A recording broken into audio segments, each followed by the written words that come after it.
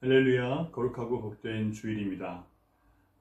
영혼의 안식과 마음의 치유가 있는 그런 예배가 되기를 원하고 성령께서 함께 하심으로 우리의 마음의 기쁨이 넘치는 그런 시간이 되기를 주님의 이름으로 축복합니다.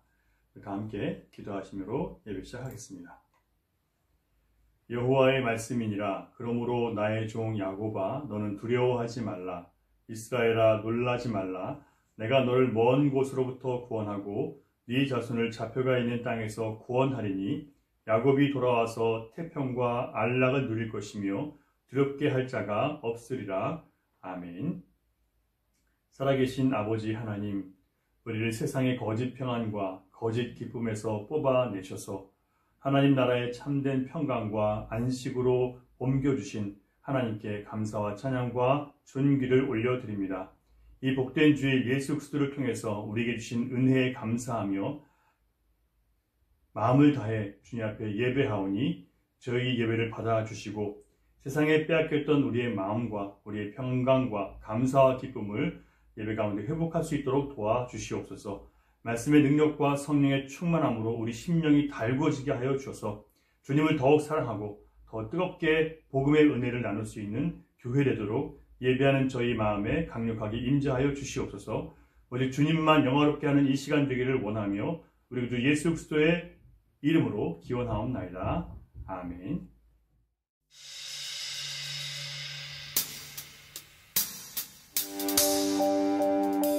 다 함께 찬송가 370장 주 안에 있는 나에게 딴 근심 있으랴 함께 찬양 올려드리겠습니다. 제 주님의 십자가 밑에 나아가 모든 무거운 짐을 내려놓으시고 주님을 찬양하며 기쁨으로 나가기를 원합니다. 주 안에 있는 나에게 단 근심이 있으랴 십자가 밑에 나아가 내 짐을 풀었네. 그 두려움이 변하여 내 기도 되었고 그 두려움이 변하여 내 기도 되었고 전날의 한숨 변하여 내 노래 되었네. 주님을 찬송하면서 할렐루야 할렐루야 내 앞길 멀고 험해도 나 주님만 따라가리. 내 주는 자비하셔서 내 주는 자비하셔서 늘 함께 계시고 내 궁핍함을 아시고 늘 채워주시네. 주님을 찬송하면서 할렐루야 할렐루야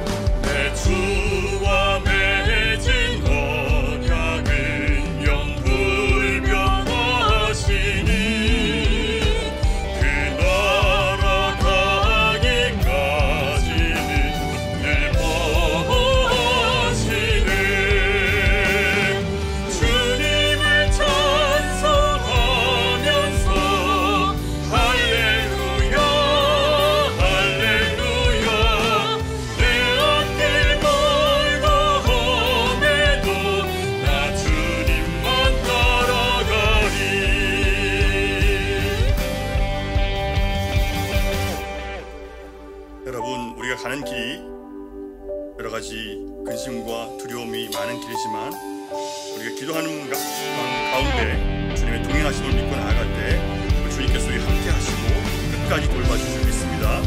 다 함께 힘차게 찬양합니다. 주님을 찬송하면서 주님을 찬송하면서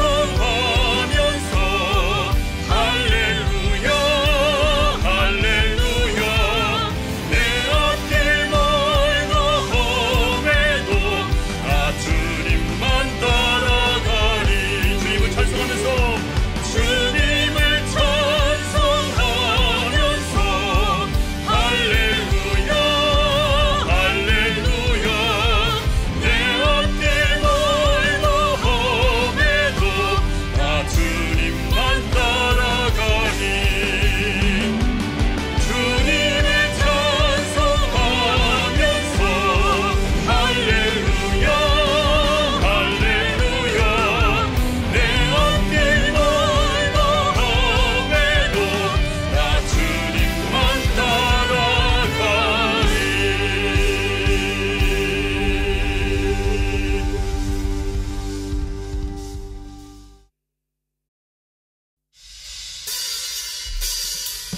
우리 다 함께 찬양하세.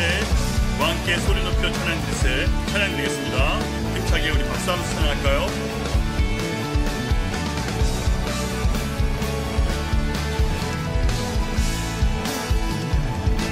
찬양하세 찬양하세 왕께 소리 높여 찬양 드리세.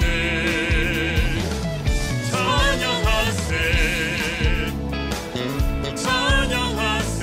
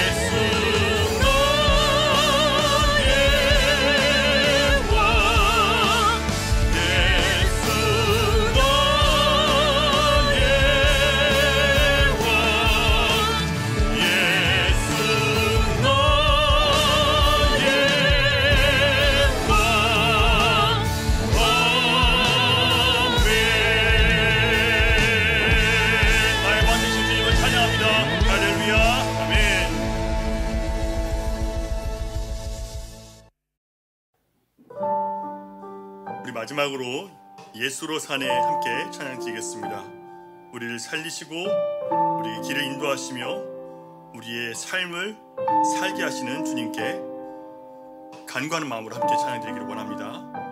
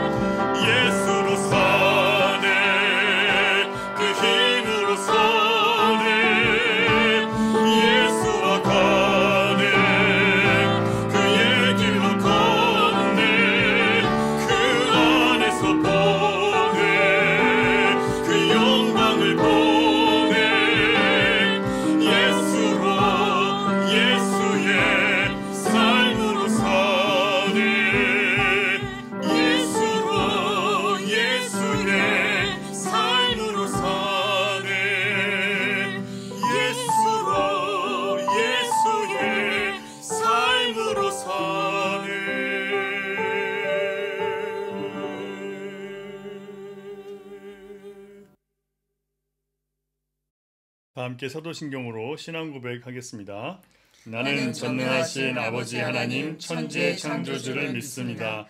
나는 그의 유일하신 아들 우리 주 예수 그리스도를 믿습니다. 그는 성령으로 잉태되어 동정녀 마리아에게서 나시고 본디오 빌라도에게 고난을 받아 십자가에 못 박혀 죽으시고 장사된 지 사흘 만에 죽은 자 가운데서 다시 살아나셨으며 하늘에 오르시어 전능하신 아버지 하나님 우편에 앉아 계시다가 거기로부터 살아있는 자와 죽은 자를 심판하러 오십니다. 나는 성령을 믿으며 거룩한 공교회와 성도의 교제와 죄를 용서받는 것과 몸의 부활과 영생을 믿습니다. 아멘. 기도드리시겠습니다. 하나님은 우리의 피난처가 되시며 환난 중에 우리의 힘과 도움이시라. 너희는 가만히 있어 내가 하나님 됨 알지어다. 열방과 세계 가운데 주님 오심을 기다리며. 사랑합니다 내 아버지. 경배합니다 온 마음 다하여. 송축합니다 예수 그리스도. 주님 오심을 기다리며. 긍휼과 자비가 풍성하신 하나님 아버지, 감사와 찬양을 올려드립니다. 이 시간 예배하는 저희 모두의 심령 속에 임재하여 주옵소서. 날마다 살아가면서 주님을 의지하지 않고 내가 주인 되어 살았던 순간순간들을 회개합니다. 이 시간 주님의 성령께서 제 영을 새롭게 하여 주시옵소서. 오직 주님의 말씀이신 예수 그리스도의 능력으로 정직한 영을 부으셔서 우리의 깊은 마음속에 정한 마음을 창조하여 주옵소서. 사랑 하나님, 크신 능력의 섭리 가운데 날마다 시마다 약속하신 말씀으로 우리의 삶을 찾아오셔서 친히 양육하시고 소망으로 채우시며 말씀을 이루어가고 계심으로 인하여서 감사와 경배와 찬양을 올려드립니다. 전 세계가 팬데믹 상태에 낙심하고 고난 중에 있지만 하나님의 신실하심은 여전히 공의와 정의로 다스리고 계심을 믿습니다. 저희 열린시온 성도님들은 늘 말씀 대신 예수 그리스도 안에서 참 자유와 참 안식을 누려갈 수 있도록 성령님 도우시고 인도하여 주옵소서. 예수 그리스도께서 이루신 십자가의 사랑은 환난이나 곤고나 박해나 기근이나 적신이나 위험이나 사망이나 생명이나 권세자들이나 현재일이나 장래일이나 능력과 높음이나 기쁨이나 그 어떤 피조물이라도 우리를 주 예수 그리스도 안에 있는 하나님의 사랑에서 끊을 수 없다고 말씀하신 약속의 말씀을 의지합니다. 전능하신 하나님 아버지, 늘 저희들 말씀을 의지할 때에 어떤 상황에서도 하나님을 믿는 믿음으로 말미암아 저희들 새롭게 날마다 살아갈 수 있는 힘과 지혜를 더하여 주옵소서. 또한 이 시간 열린시온 공동체에 기도합니다. 하나님, 노년에서 어린이에 이르기까지 성령 안에서 붙드시고 항상 말씀과 은혜 안에서 긍휼과 은총이 넘쳐날 수 있도록 덮어 주시옵소서. 특별히 어르신들 위해 기도합니다. 병약하신 오영식 집사님과 조승일 장로님 속히 회복되어질 수 있도록 주님의 권능의 손으로 붙들어 주시옵소서. 또한 아버지 하나님, 모든 노년에 계신 어른들 주님이여 육신은 연약할지라도 그들의 영혼은 날마다 강건해질 수 있도록 은혜 베풀어 주시옵소서. 이 시간 또한 아버지 하나님, 말씀을 전하시는 우리 목사님의 기도합니다. 늘 주님의 성령께서 함께하여 주시고 권능으로 붙들어 주시며 그 영혼을 충만케 하여 주시옵소서. 하나님 맡겨진 사역 외에 주님 늘 동행하여 주시옵소서. 이 시간 말씀이 선포되어질 때 저희들 아버지 한 사람 한 사람의 영과 육과 혼이 새롭게 되어지는 귀한 말씀으로 새롭게 창조하여 주시옵소서. 말씀을 수고하시는 또한 전도사님들, 교사들에게 기도합니다. 늘 주님의 영으로 새롭게 하여 주시고 성령으로 충만케 하여 주셔서 하나님의 공급하신 힘으로 아버지 하나님 영혼들을 사랑하시는 힘과 능을 그들의 영혼 속에 부어주심으로 인하여 성김의 은혜로 부어주시옵소서. 또한 아버지 하나님 우리 교회 학교에 기도합니다. 하나님 청년에서 영화부에 이르기까지 정말 그들의 아버지 하나님 말씀 대신 주님의 은혜로 충만케 하여 주심으로 인하여 정말 그들이 잘 말씀을 양육되어지는 은혜를 베풀어 주시옵소서. 이 시간 시작하는 시간입니다. 마치는 시간까지 주의 성령님 저희들의 심령을 붙들어 주시고 온전히 주를 향한 크신 하나님의 그 영광 돌릴 수 있는 귀한 시간 되어질 수 있도록 인도해 주시옵소서. 오도 살아계시고 역사하시는 나의 왕이신 예수님의 이름으로 기도드렸습니다. 아멘. 교회 소식 알려드리겠습니다. 앞에 있는 화면을 참조하시기 바랍니다. 9월 말씀 시리즈는 동행이라는 주제로 계속 이어지고 있습니다.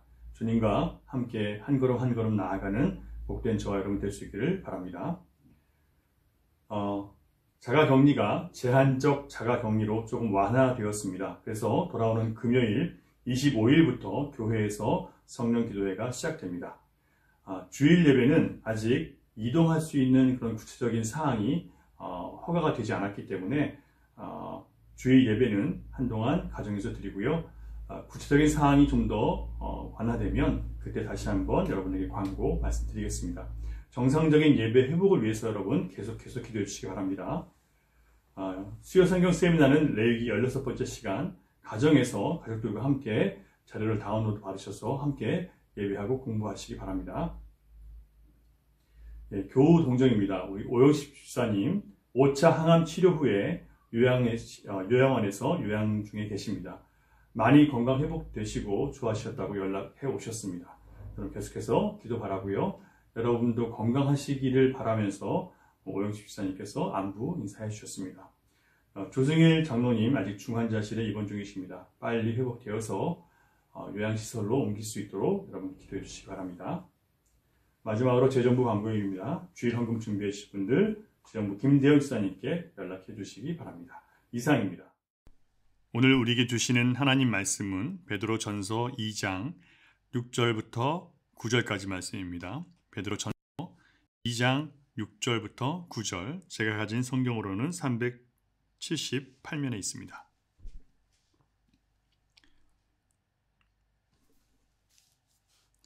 교독하겠습니다. 성경에 기록되었으되 보라 내가 택한 보배로운 모퉁이 돌을 시온에 두노니 그를 믿는 자는 부끄러움을 당하지 아니하리라 하였으니 그러므로 믿는 너희에게는 보배이나 믿지 아니하는 자에게는 건축자들이 버린 그 돌이 모퉁이의 머릿돌이 되고 또한 부딪히는 돌과 걸려 넘어지게 하는 바위가 되었다 하였느니라. 그들이 말씀을 순종하지 아니하므로 넘어지나니 이는 그들을 이렇게 정하신 것이라.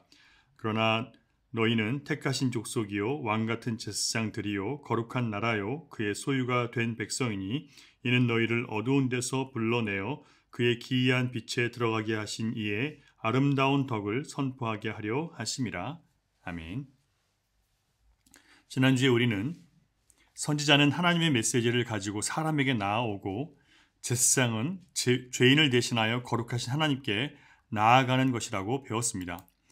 그래서 제사장적인 삶을 사는 것은 첫째, 예수님께서 우리의 죄를 담당하신 것처럼 우리도 다른 사람들의 죄를 담당하는 것이다 라고 말씀을 나눴습니다. 하지만 우리는 예수님처럼 다른 사람들의 죄를 담당할 수는 없고요. 우리가 죄를 담당한다는 것은 죄를 짓고도 죄를 알지 못하고 회개할 줄 모르는 사람들을 위해서 대신 회개하고 예수 그리스도를 통해서 주어진 하나님의 자비가 그들에게 임하기를 구하는 것이라고 말씀드렸습니다.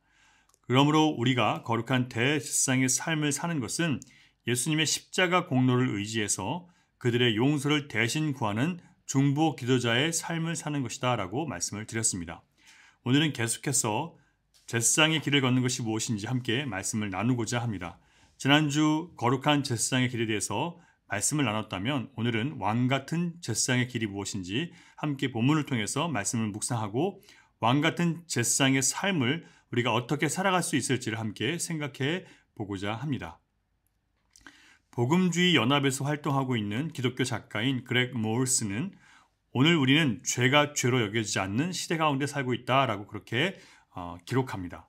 죄라는 단어가 이제는 너무도 구닥다리로 느껴지고 먹고 살기에 지친 회중들을 향해서 얼굴을 붉히며 죄를 꾸짖는 설교자와 엮이고 싶은 사람은 없을 것이다 라고 그는 지적합니다. 그러나 역설적이게도 그는 죄가 무엇인지를 제대로 알지 못하게 될 때 우리는 성경이 가르치는 그리스도가 누구인지 바르게 이해할 수 없을 뿐 아니라 십자가의 의미도 상실하게 된다라고 지적합니다. 그는 목회자와 성도들이 죄에 대해서 가볍게 여기고 죄의 본질에 관한 깊은 사고를 하지 못할 때 그리스도에 대한 싸구려 이해가 우리 주변을 채우게 되고요. 그 가짜들은 각자 나름의 메시아를 주장하고 사람들에게 가짜 메시아를 제시한다라고 그렇게 이야기합니다. 예를 들면 죄를 통해서 임하게 된 죽음과 하나님의 진노와 심판에 대해서 말하면 싫어하니까 예수님은 우리의 거대한 목표와 꿈을 이루어주는 일에 도움이 되는 인생 코치다라고 가르치는 것입니다. 예수가 십자가에서 죽은 이유는 인간이 잠재력을 발휘하는 존재로 우뚝 서도록 돕기 위해서라고 그렇게 설교한다는 거예요. 또 어떤 설교자들은 죄는 인간이 누구나 범할 수 있는 실수이고 그러므로 죄를 애통해야 하고 가슴 아파하지 않아도 되며 그저 우리는 완전하지 않기 때문에 그렇습니다라고 이 정도만 고백하면 충분하다고 말합니다. 어차피 우리는 악마가 아니기 때문에 빗자루와 쓰레받기를 들고 우리를 따라다니면서 우리가 저지르는 사소한 실수에 뒤처리를 해주는 가정부와 같은 예수님이라고 그렇게 가르친다는 거예요. 또 어떤 설교자는 인본주의자 예수, 죄를 미워하시고 반드시 해결하시는 거룩한 하나님과 연결시키지 않고 단지 사람과 사람 사이의 문제로만 바라보게 만드는 거예요. 그들은 예수가 이 땅에 온 이유는 사회의 정의를 회복하기 위해서라면서 인본주의자 예수를 가르친다는 겁니다. 또 어떤 목사는 예수가 십자가에서 죽은 이유는 어떤 고난을 만나도 우리가 마음 편하게 살도록 하기 위해서 오신 위로자 예수라고 그렇게 가르친다는 거예요. 하지만 분명히 예수님께서 말씀하신 것은 이렇게 말씀하셨어요. 예수님은 내가 의인을 부르러 온 것이 아니요 죄인을 불러 회개시키러 왔노라 말씀하셨습니다. 그런데 사람들이 듣기 싫어한다고 듣기 좋은 설교를 하다 보니까 가짜 그리스도, 왜곡된 그리스도를 전하게 되는 거예요. 왜냐하면 죄에 대한 얘기를 할 수 없기 때문에, 사람들이 싫어하기 때문에 잘못된 그리스도를 전하게 된다는 거예요. 여러분, 만일 교회에 하나님의 말씀을 통해서 죄가 드러나고 그 죄로 인해서 애통해하고 회개하는 일이 없다면 그 교회는 구원이 없는 교회가 되었다는 뜻입니다. 사람들끼리 모여서 아무리 마음이 맞아서 함께 있으면 천국 같고 늘 웃음꽃이 핀다고 해도 그것은 중요하지 않아요.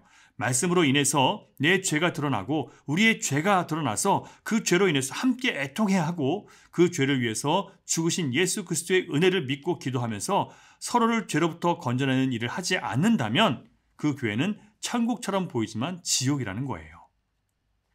그래서 죄를 깨달은 자들이 우리의 죄를 가지고 하나님 앞에 기도로 나아가는 거룩한 제사장의 역할이 오늘날의 교회에 너무나도 중요합니다.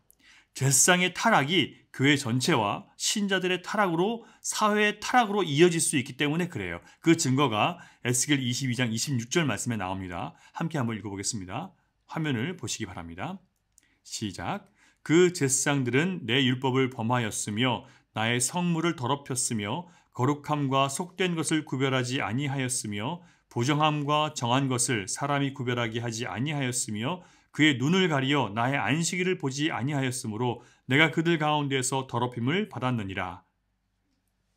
남유다가 망하기 직전 당시의 제사장들은 율법을 범했고 성물을 더럽혔다는 거예요. 그렇게 함으로 하나님이 그들 가운데서 더럽힘을 받았다라고 하나님께서 말씀하시는 겁니다. 제사장들이 하나님이 정하신 거룩한 것과 속된 것, 부정한 것과 정한 것을 구별해서 사람들에게 보여주고 부정한 것과 거룩하지 못한 것은, 속된 것은 구별해서 내버려야 되는데 그렇게 하지 않았다는 거예요. 오늘날로 말하면 하나님 앞에서 죄가 무엇인지, 세속적인 것이 무엇인지, 우상숭배와 음란이 무엇인지 분별하고 가르치지 않았다는 이야기입니다. 제사장이 이 거룩한 것과 속된 것을 구별하는 일을 하지 않으므로 부정과 또 깨끗한 것을 구별하지 아니함으로 인해서 하나님께서 더럽힘을 받았고 그 결과 구약교회가, 이스라엘 백성이, 유다가 망하는 그런 심판을 받게 된 것입니다. 그래서 거룩과 부정이 섞여서 혼란스러운 이 시대에 성령께서 요구하시는 것이 바로 왕같은 제사장이 이 땅에 있어야 한다는 거예요. 왕같은 제사장은 제사장이지만 왕같은 역할을 한다는 뜻입니다. 대제사장은 죽은 짐승의 피를 들고 지성소에 들어갈 때는 사람들을 위한 중보자의 역할로 들어갑니다. 하지만 그가 지성소에서 나올 때는 하나님의 대리자로 하나님 말씀을 듣고 하나님의 용서와 약속을 선포하는 거예요. 따라서 지성소에서 나올 때 대제사장은 이제 하나님의 입이 되어서 백성들에게 하나님의 말씀을 전하는 것입니다. 그래서 이스라엘의 왕까지도 하나님의 말씀을 들고 나오는 대제사장 앞에서는 반드시 듣고 순종해야 됐습니다. 그런 의미에서 왕같은 제사장이라고 말할 수 있습니다. 자, 그렇다면 여기서 우리는 왕같은 제사장의 길이 무엇인지 구체적으로 살펴보겠습니다. 첫째, 여러분, 사람을 살리는 유일한 길은 오직 예수 그리스도 뿐이심을 나부터 확신하고 자신 있고 분명하게 전하는 것이 바로 왕같은 제사장의 길이에요. 6절을 같이 한번 읽어보겠습니다. 6절 시작. 성경에 기록되었을 때 보라 내가 택한 보배로운 모퉁이 돌을 시온에 두노니 그를 믿는 자는 부끄러움을 당하지 아니하리라 하였으니, 여기서 성경은 구약 성경을 말하고요. 특별히 이사야 28장 16절 말씀을 지금 베드로가 인용한 것입니다. 우리 이사야 28장 16절 말씀을 한번 읽어보겠습니다. 화면을 보시기 바랍니다. 시작.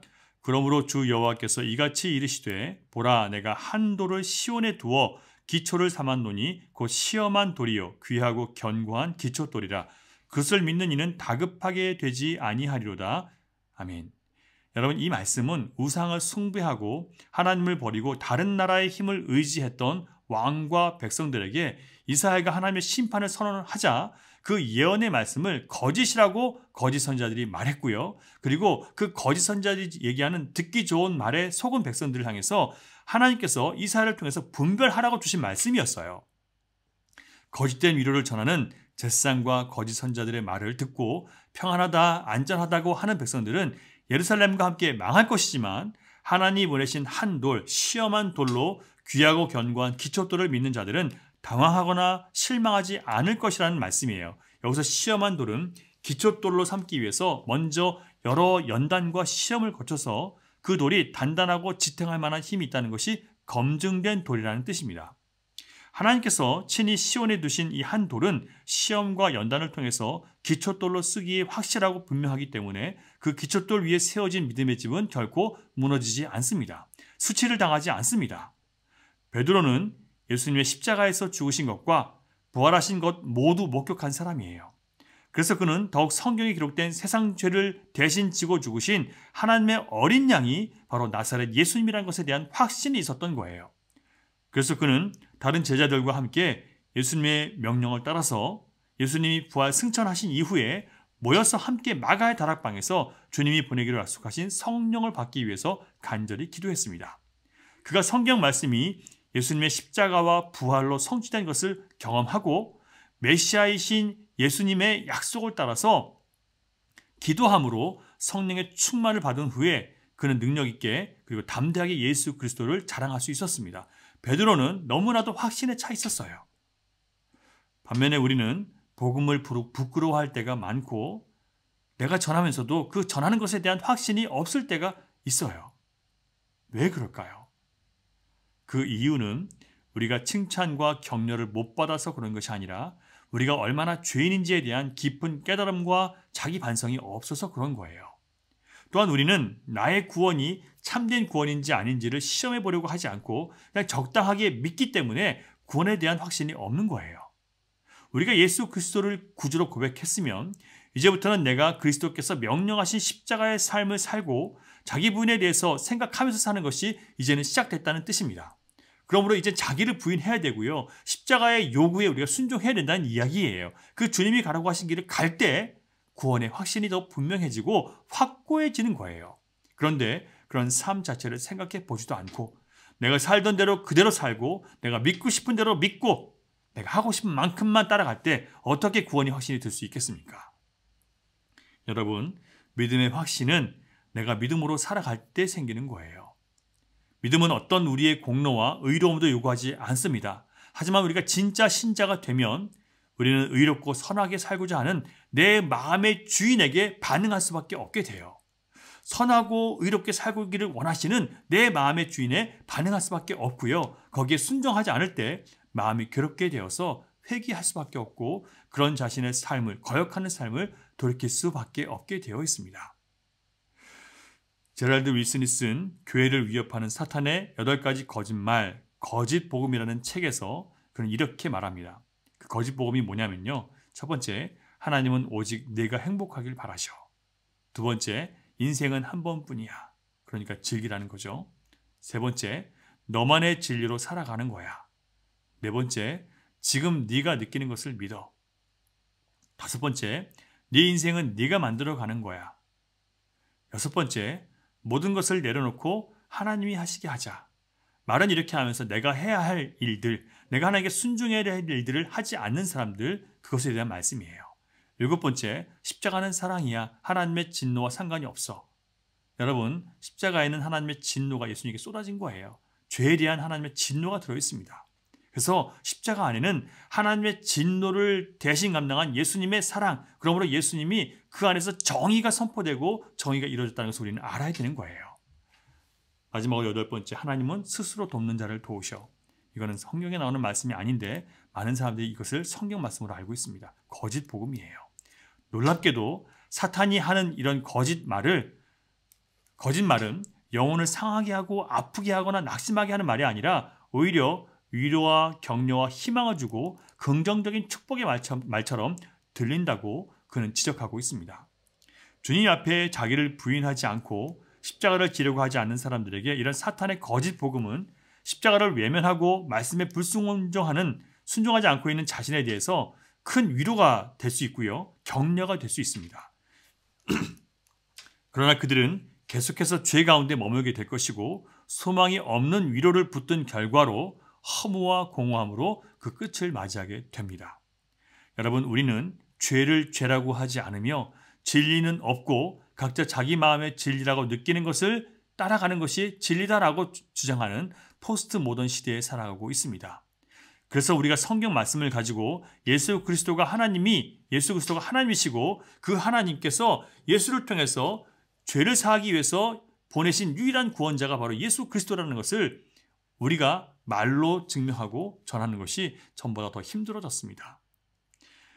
하지만 이런 어려움은 오늘 우리 시대의 것만은 아니에요. 사도 바울이 복음을 전했던 시대 역시 종교 다원주의와 혼합주의와 온갖 세상 철학과 신화들이 사람들을 사로잡고 있을 때였습니다. 그러나 사도 바울은 로마서 1장 16절에서 이렇게 선포합니다. 내가 복음을 부끄러워하지 아니하노니 이 복음은 모든 믿는 자에게 구원을 주시는 하나님의 능력이 됨이라. 먼저는 유대인에게요 그리고 헬라인에게로다. 여러분, 사도 바울이 이렇게 담대하게 복음은 유대인이든 헬라인이든 모든 믿는 자에게 하나님의 능력이라 라고 담대하게 선포할 수 있었던 것은요, 먼저 그가 복음의 능력을 체험했기 때문이에요. 오늘 본문에서도 사도 베드로는 예수님이 바로 구약의 예언대로 하나님이 택하시고 시험한 기초돌이라고 자신 있게 전했어요. 그 자신감은 그가 주님의 십자가와 부활을 경험했고 성령의 충만함을 받았기 때문에 생긴 자신감이에요. 예수 그리스도의 십자가와 부활을 통해서 구약의 메시아 예언이 성취된 것을 목격했던 사도 베드로는 이 말씀을 전할 수 있는 것이 너무나 자랑스럽고 기뻤던 거예요. 그래서 베드로는 누구든지 그 이름을 믿는 자는 부끄러움을 당하지 않는다고 했고요. 예수 그리스도는 모든 믿는 자에게 보배가 되신다고 그렇게 고백했습니다. 여러분, 예수님이 여러분에게도 보배이십니까? 그 무엇과도 바꾸지 않으시겠습니까? 아직 그런 마음이 없으시다면 예수님이 여러분의 가장 귀한 보배가 되고 그 무엇과도 바꾸고 싶지 않은 최우선 순위가 되기를 원하는 마음이라도 여러분 있으신가요? 그러하시다면 베드로처럼 구약에 기록된 하나님의 말씀이 어떻게 신약에서 이루어졌고 그리고 어떻게 이 세상 역사 속에서 하나님의 역사가 세상 역사를 주도하고 관통하고 있는지 그리고 어떤 마지막을 하나님이 준비하셨는지 성경을 통해서 계속해서 우리는 배우고 묵상해야 돼요. 우리가 어떻게 세상의 주인이신 하나님을 배신했고 또 어떻게 우리가 나를 부인하는 대신 주님을 부인하며 살았는지에 대해서 성경을 통해서 우리는 매 순간 깨달아야 합니다. 그것을 깨닫는 만큼 이처럼 패역하고 음란한 우리 대신 죽으심으로 우리를 구속하신 하나님의 은혜가 너무 커서 말로 다할 수 없는 기쁨과 사랑에 젖을 수 있게 되는 거예요. 그렇게 되면 예수님이 가장 귀한 보배이고 그 무엇과도 바꿀 수 없다고 인정할 수밖에 없고요. 그렇게 전할 수밖에 없게 됩니다. 기억하시기 바랍니다, 여러분. 왕 같은 제사장은 진리의 말씀에 근거하고 성령의 지지를 받은 사람답게 분명하고 정확한 복음의 확신이 있어야 해요. 복음은 사람들에게 복된 생명의 소식을 전하는 것입니다. 하지만 복음이 진정으로 사람을 살리는 복음이 되려면 죄를 죄라고 말하고 악을 악이라고 구별해서 세상의 가치와 정신에 물들어 사는 사람들과 자기 정욕과 뜻을 따르는 탐심의 사람들에게 그것은 하나님을 향한 반역이라고 죄라고 분명히 구별시켜 줄 수 있어야 한다는 거예요. 8절 말씀 읽겠습니다. 시작. 또한 부딪히는 돌과 걸려 넘어지게 하는 바위가 되었다 하였느니라. 그들이 말씀을 순종하지 아니하므로 넘어지나니 이는 그들을 이렇게 정하신 것이라. 여러분, 복음이신 예수님은 믿는 자들에게는 보배가 되시지만 믿지 않는 자들에게는 걸림돌이 되십니다. 예수님 자체가 걸림돌이 되시는 게 아니고요. 그들이 믿지 아니함으로 예수님이 그들에게 걸림돌이 되는 것처럼 그들이 스스로 받아들이는 거예요. 죄를 깨닫고 그 죄로 인해서 자신이 저주받았는데 살 길이 없음을 깨달은 자들, 그래서 예수님을 믿고 무한한 위로와 기쁨과 소망을 받은 사람들은 예수님이 당연히 자기에게 모퉁이돌이 되는 거예요. 보배가 되는 거예요. 하지만 세상에서 남부럽지 않게 성공한 사람들 중에서 많은 사람들은 자신을 높아지게 한 것들, 자기를 영광스럽게 한 그 세상의 힘과 그 물질이 자기의 자랑과 자기의 능력이 되어서 자신을 십자가에 내어주시고 스스로 낮추셔서 섬기시고 희생하신 예수님의 삶을 따라가는 것 자체가 너무 부담스럽고 걸림이 되는 거예요. 그래서 예수님이 불편한 존재가 되는 겁니다. 사랑하는 여러분, 여러분에게 예수님이 걸림돌이 아니라 여러분을 더욱 굳고 바르게 세우시는 머릿돌이 되시기를 주님의 이름으로 축원합니다. 여러분, 우리는 왕같은 제사장으로 부름받았어요. 그렇다면 먼저 우리가 복음에 대한 확신으로 가득 차야 합니다. 오늘 말씀을 통해서 다시 한번 우리는 십자가의 대속 말고는 죄사함 받을 수 없었던 절망적인 죄인이었다는 것을 인정하고 다시 예수 그리스도만이 나의 유일한 구원이고 생명이라고 고백하면서 성령의 충만함을 받고 자신 있게 이 복음을 전할 수 있도록 담대함과 용기를 달라고 함께 기도하면 좋겠습니다. 두 번째로 왕같은 제사장의 길이란 예수 그리스도의 아름다운 덕을 세상에 전하는 것이라고 기록하고 있습니다. 9절 말씀 같이 읽겠습니다. 9절. 이는 너희를 어두운 데서 불러내어 그의 기이한 빛에 들어가게 하신 이의 아름다운 덕을 선포하게 하려 하심이라. 아멘. 여기서 덕이라고 번역된 헬라어 아레타스는 도덕적인 선 또는 탁월성을 말해요. 따라서 예수님의 아름다운 덕은 예수님께서 우리를 어두운 데서 불러내셔서 그의 기이한 빛, 곧 진리 안에 들어가게 하시기 위해서 예수님이 하신 일이 바로 예수님의 덕이에요. 따라서 왕같은 제사장의 삶은 예수님이 하신 일, 그 아름다운 덕을 세상에 선포하는 것입니다. 그런데 아름다운 덕을 선포하며 살지 않는 것에 대해서 큰 죄책감을 느끼지 않고 사는 신자들이 너무나 많습니다. 여러분은 어떠하십니까? 그 복음을 선포하고 살지 않음에 대해서 여러분 죄책감을, 마음의 무거움을, 부담을 느끼십니까?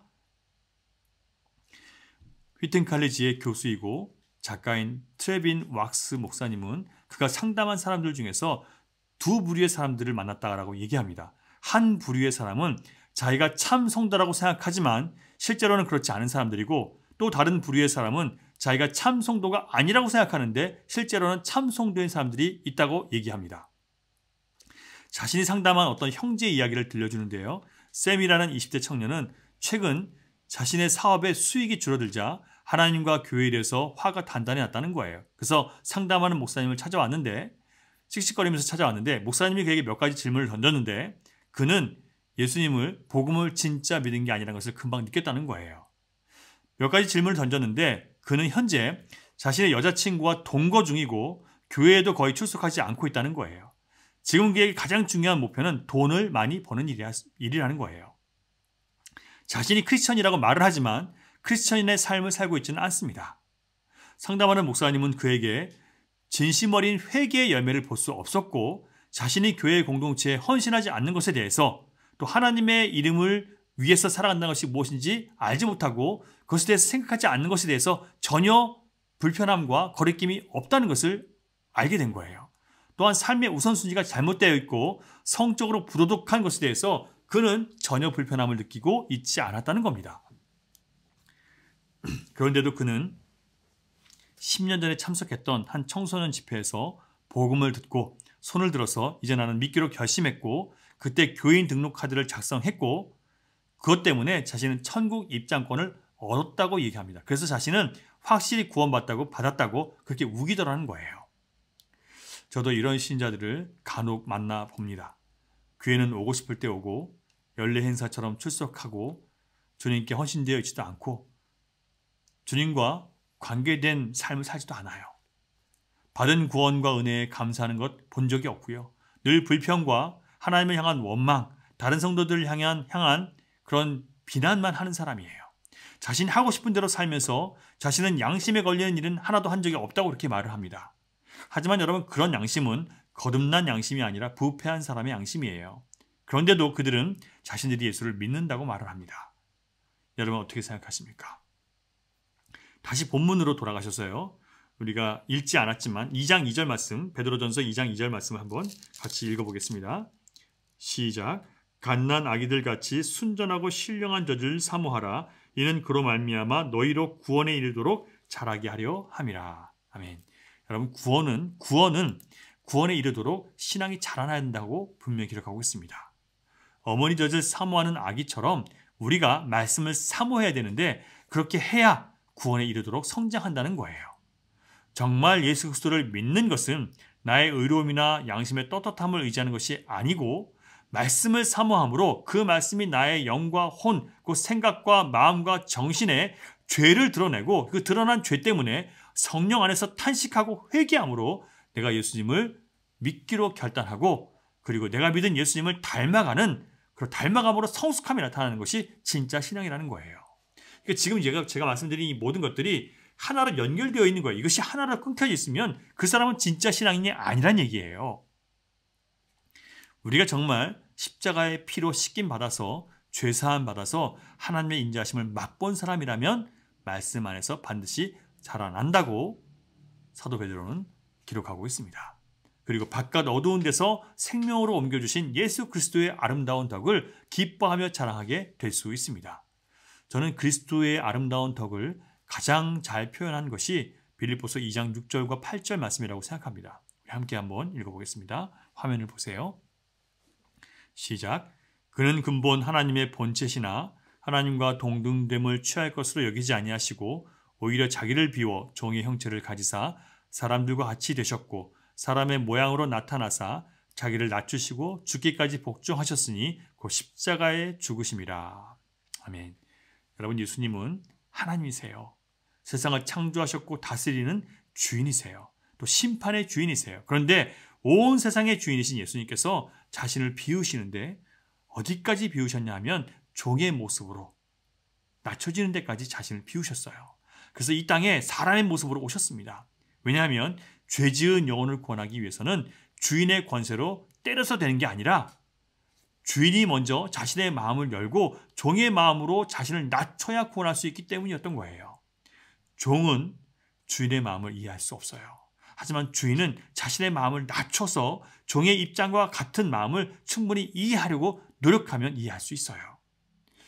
그래서 주님은 자기를 종처럼 낮추셔서 주와 선생이신 예수님께서 몸소 제자들의 발을 씻어 주신 거예요. 주인이 종의 자리까지 낮아지려면 자신을 비워야 하는데 바로 세상의 주인이신 완전하신 하나님께서, 가장 높으신 하나님이신 예수님께서 한낱 보잘것없는 인간을 위해서 자신을 종의 모습으로 비우셨다는 것, 이것이 바로 예수 그리스도의 아름다운 덕, 겸손의 덕이에요. 뿐만 아니라 예수님은 사람의 모양으로 자기를 낮추시고 십자가에서 죽기까지 하나님 앞에 복종하셨습니다. 그 복종의 이유는 하나님의 말씀을 거역함으로 하나님의 원수가 됐던 우리를 구원하시기 위한 것이었어요. 주님의 아름다운 덕은 창조주 하나님, 만왕의 왕이신 하나님을 거역하고 자기 스스로 주인이 되고 자기가 왕이 되어서 살아가는 반역자가 된 우리를 살리시기 위해서, 그 죄에서 건지시기 위해서 예수님이 죽기까지 복종하신 거예요. 여러분, 모든 죄가 사함을 받았다는 이 복음은 말로만 선포된 것이 아니었습니다. 그 복음이 복음이 되게 하기 위해서 하나님은 독생자를 내어주셨고 도무지 이해할 수 없는 상처를 하나님은 자신에게 스스로 입히셨어요. 사람들은 그 사랑을, 그 희생을 이해하지 못합니다. 전능하신 하나님이시라며 왜 죄를 용서하기 위해서 다른 방법을 쓰지 못했느냐라고 오히려 따집니다. 왜 아들을 죽여야만 하냐고 그렇게 따집니다. 여러분, 모세의 율법을 보면 생명은 너무 소중해서 생명으로만 바꿀 수 있다고 했어요. 그러나 타락한 세상에서는 생명 존중의 사상 자체가 없었어요. 생명이 귀해서 생명으로만 바꿀 수 있다는 것을 하나님께서 알려주시기 전까지는 얼마나 잔인하게 짐승처럼 사람을 학대하고 죽였는지 몰라요. 하나님께서 생명을 내어주신 이유는 생명은 생명으로 바꿀 수밖에 없다는 것을 이 잔인하고 포악한 인간들에게 깨닫게 해주시기 위해서 주신 거예요. 그리고 아들의 영원한 생명으로 우리의 죽을 생명을 대신하심으로 우리를 구원하셨고 생명의 진정한 가치를 우리로 알게 해주신 거예요. 그런데 사람들은 어리석어서 다른 방법이 없냐고 묻습니다. 여러분, 없습니다. 그래서 이 복음은 모두가 이해하는 것이 아니에요. 그 아름다운 덕은 말뿐이 아니라 삶으로 보여주는 성령의 사람들이 있어야만 세상에 선포되고 이해되고 설득이 되고 그래야 영혼이 살아나는 거예요. 바로 이것이 왕같은 제사장인 저와 여러분이 이 땅에서 해야 할 일들입니다. 아름다운 덕을 선포하는 것은 밖으로 널리 그 아름다운 주님의 행하심을 알리는 거예요. 우리가 그리스도께서 하신 일을 찬양하고 축복하고 우리가 보여줌으로 세상이 알게 하는 것이에요. 우리가 예수님을 따르는 것이 우리의 현실에 좋고 유리하기만 한 것은 아니라는 것을 우리는 잘 알고 있습니다. 하나님의 아들이신 예수님께도 영혼을 구원하시기 위해서 하나님은 그 아들에게 십자가에 죽기까지 복종할 것을 요구하셨습니다. 그리고 예수님은 죽기까지 복종하셨습니다. 주님의 사랑을 얘기하고 주님의 은혜를 얘기하는 우리가 만약 우리에게 큰 죄를 짓고 미안한 마음으로 용서를 구하는 자들에게 박하게 굴고 마음을 풀지 않는다면 그들은 어디서 예수 그리스도의 용서와 희생의 사랑을 만날 수 있겠습니까? 그래서 주님의 아름다운 덕을 선전하는 것은 우리의 희생과 우리의 수고와 노력과 헌신과 눈물이 항상 따르게 되어 있어요. 여러분, 이제 우리가 예수 그리스도만이 유일한 나의 구원자이시고 주인이시라는 삶의 고백을 좀 더 분명하게 그리고 구체적으로 고백해야 합니다. 세상의 가치가 좋으면 세상처럼 살다가 말씀이 내게 유리하면 또 말씀을 주장하며 신자가 되었다가 이렇게 왔다 갔다 하지 말고 한 길 예수 그리스도 안에서만 살아가는 저 여러분이 될 수 있기를 바랍니다.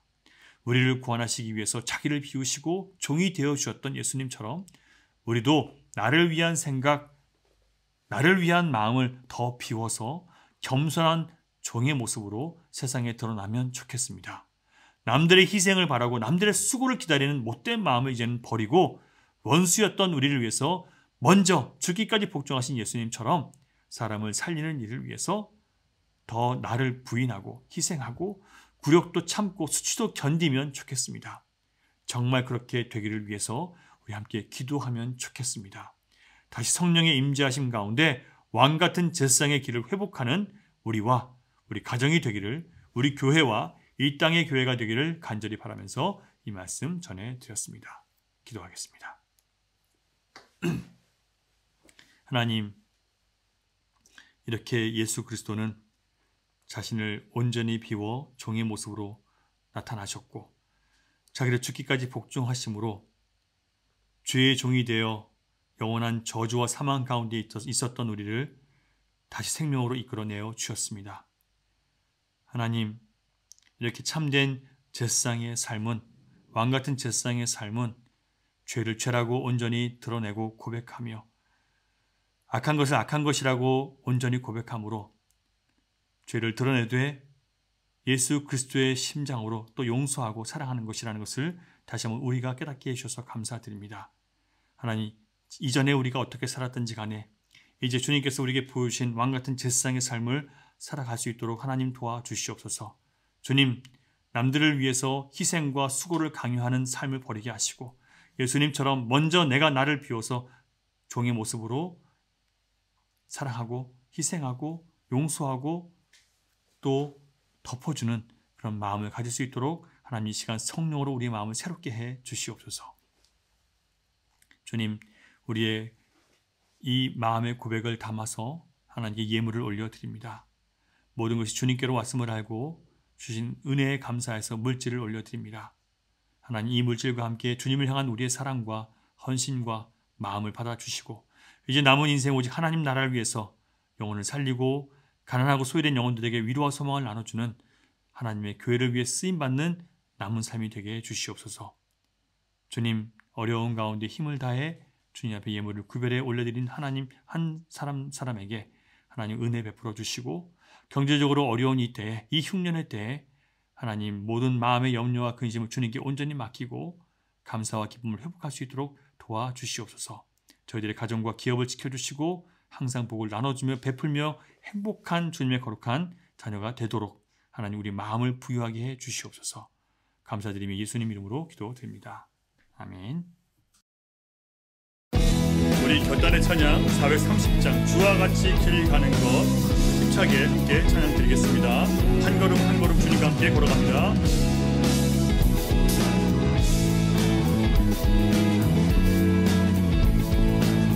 주와 같이 길 가는 것, 주와 같이 길 가는 것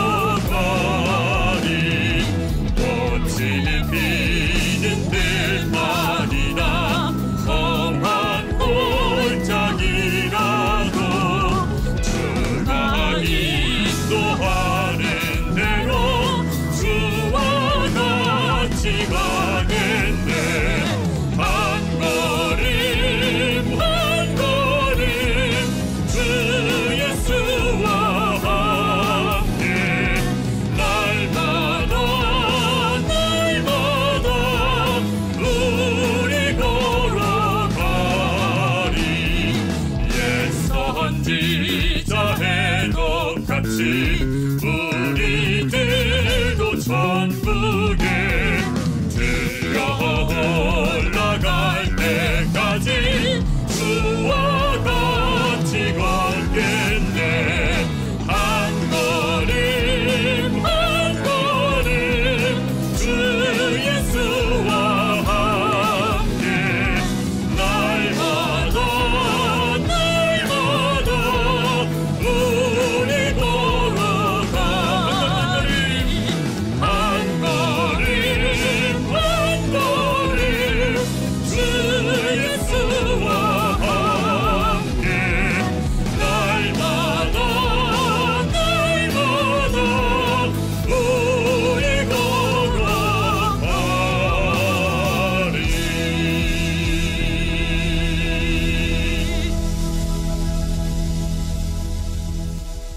이렇게 축도하심으로 예배 마치겠습니다. 이제는 우리를 구원하신 예수 그리스도의 크신 은혜와 아버지 하나님의 극진하신 사랑과 성령님의 강화, 감동, 교통, 역사, 위로, 인도하심이 우리를 구원하시기 위해서 자기를 비우시고 종이 되어 주셨던 예수님처럼 나를 위한 생각, 마음 더 비우고 더 주님께 복종함으로 우리 주님의 아름다운 덕을 선전하기로 결단하는 사랑하는 주님의 자녀들의 머리 위와 가정과 일터와 미래 가운데 흩어져 있는 열방의 교회와 선교지 가운데 이제로부터 영원토록 함께 하시기를 간절히 축원하옵나이다. 아멘. 예, 자가격리 기간이 좀 완화되었지만 그래도 코로나 바이러스에 감염되시는 분들은 줄지 않고 있습니다. 여러분 기도해 주시기 바라고요. 빨리 정상적으로 예배가 회복되도록 그런 마음을 모아 주시기 바랍니다. 한 주간 동안 건강하시고 주님 말씀과 은혜 가운데 풍성한 한 주 보내시기를 주님의 이름으로 축복합니다. 감사합니다.